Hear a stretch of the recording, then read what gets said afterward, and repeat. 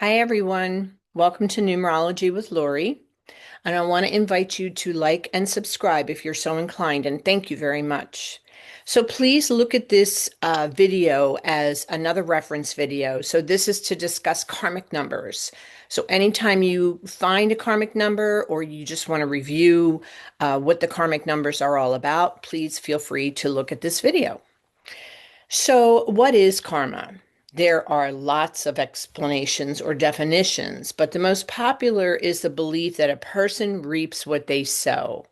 It's sort of an action or a reaction, I would say, to your actions. Makes sense. Um, Karma is thought of as a universal law of cause and effect. And if you believe in past lives, which I do, then you don't have to, but it can play out over many lifetimes. Maybe this is true, maybe it's not. So if it's not, it just means that somewhere along the line of this particular lifetime, you're needing to review what you've done so far.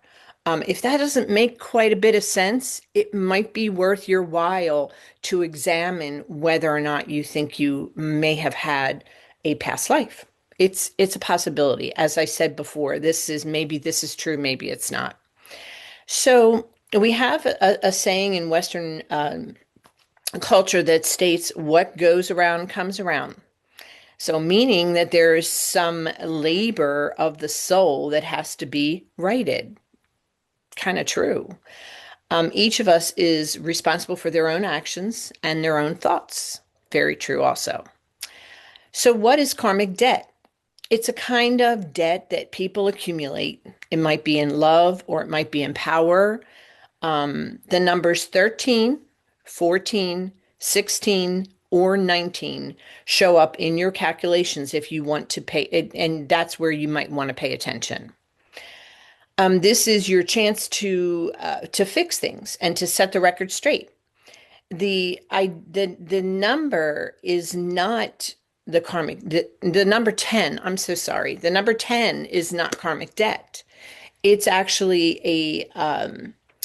it's actually good karma. So if you find the number 10 in your numbers, it just means it's an end of karma. It's an opportunity to end your karma in this lifetime, which is not only amazing, but it's a very intense probability, and it's a place where things will happen to you in this lifetime and you won't quite understand why, but it's you being able to make the right decision this time and to change your life path, if you will. So that's really important.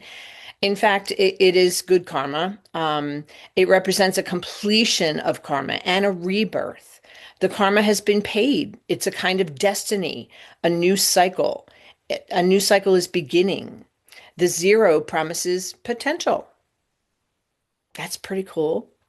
So let's take a quick look at the numbers and that do indicate karmic debt. So let's begin with the number 13. So 1 plus 3 equals 4. So this is actually a 4 life path, but you need to make sure that you're looking for the karmic areas if you get a 4. So it could be a 22, it could be a 31. If it's a 31, there's a possibility that if you add it up a different way, which I can share on another video, you would come up with a 13.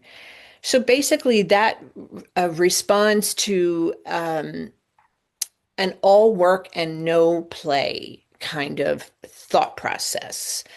This number means that you will work hard in all areas of your life. And there's nothing wrong with that because essentially, once you start that working hard, you're going to enjoy that activity. That's important to know.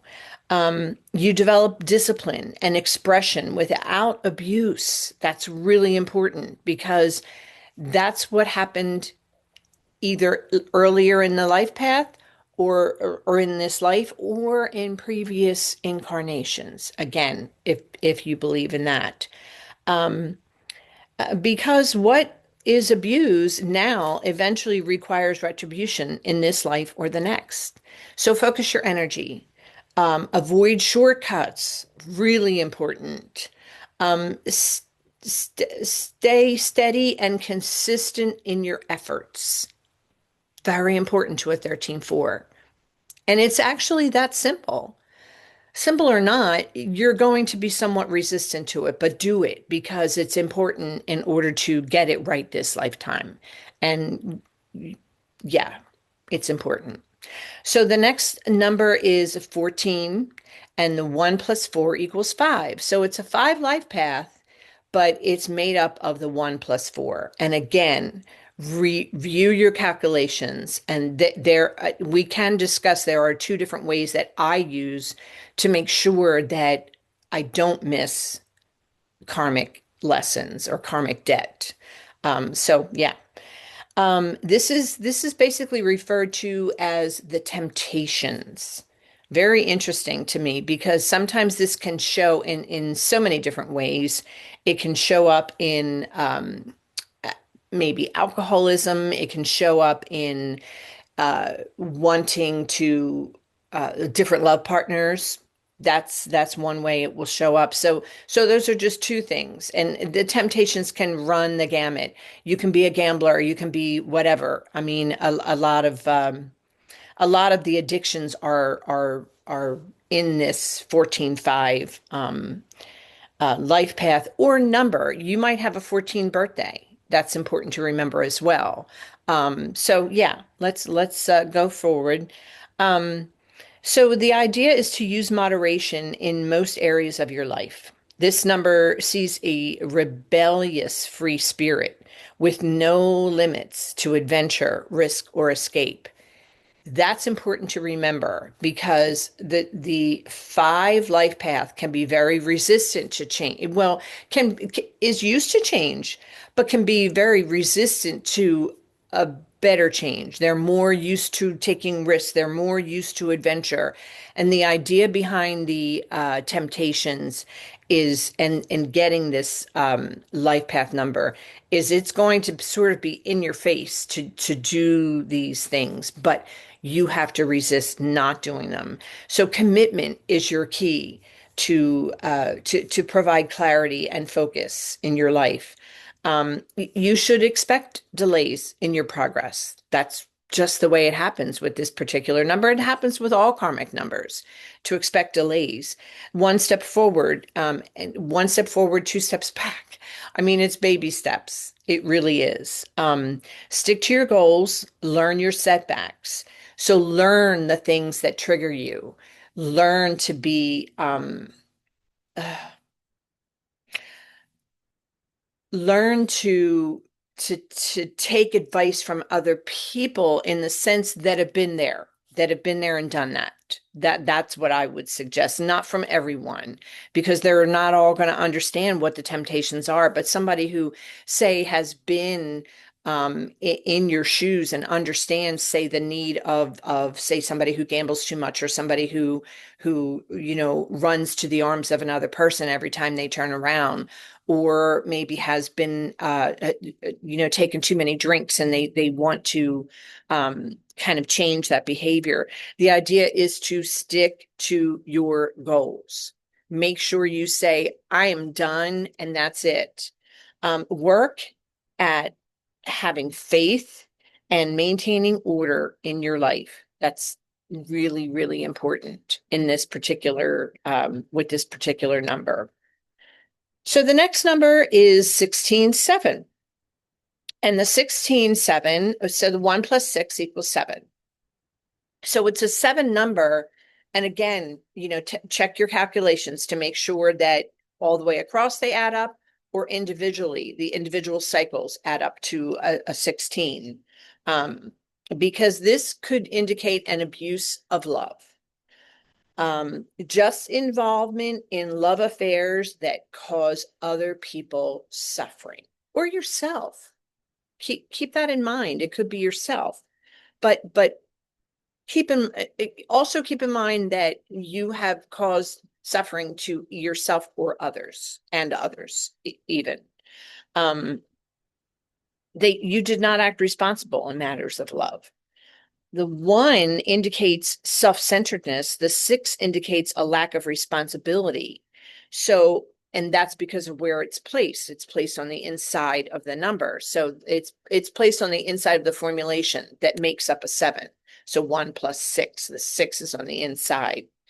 This indicates a lack of responsibility. It might be love of another, or family or love commitment, or in family or love commitment.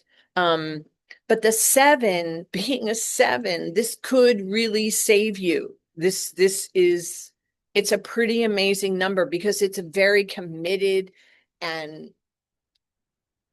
I want to say self-centered, but I don't mean self-centered. I mean self-involved. That doesn't sound right either.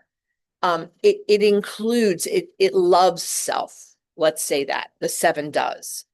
So yeah, definitely pay attention there. Are you different to others? Aloof? Are you withdrawn? Are you difficult to approach? Are you intellectual, emotionless when it comes to being intellectual? The Tower card in tarot, believe it or not, represents the 16-7.